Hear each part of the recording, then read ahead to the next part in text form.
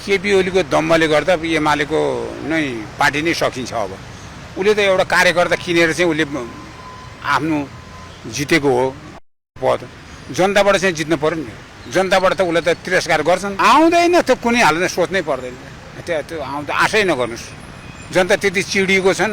उसले चाहिँ अब पैसा खर्च गरेर आफ्नो कार्यकर्ता किनेर अध्यक्ष भई भन्दामा अब सरकारलाई नटेर्ने, सरकारलाई धुलोपिठो बनाइन्छु भन्ने, सिंहदरबारलाई बनाइन्छु, त्यस्तो कुरा गर्न मिल्दैन नि। त्यो केपी ओलीको सपोर्टर चाहिँ होइन, कसरी राम्रो मान्छे हो, देशको लागि के गरेको छ, उसको आफ्नै पार्टी र उसकै कार्यकर्ताहरूको लागि त राम्रो गरेको छ। पहिले केही अनुभूति गर्नुभएको छ केपी ओलीले दिएको केही त्यस्तो गुणगान गाउनु पर्ने खालको उपलब्धिहरू केही छ? सिधा हेर्दाखेरि अब उहाँ चाहिँ एक्सपायर भएको हो होइन। अब नयाँ जेनेरेसनको युथहरू आउनुपर्छ, अरू चाहिँ अब त्यति नै हो। उमेरसँगै विचार पनि अब उहाँले त धेरै कार्यकाल गर्नुभयो नि त, उहाँको कार्यकाल त धेरै भयो। अब अरूको हेरौँ न त भन्ने, अरूलाई पनि चान्स दिनुपर्छ भन्ने।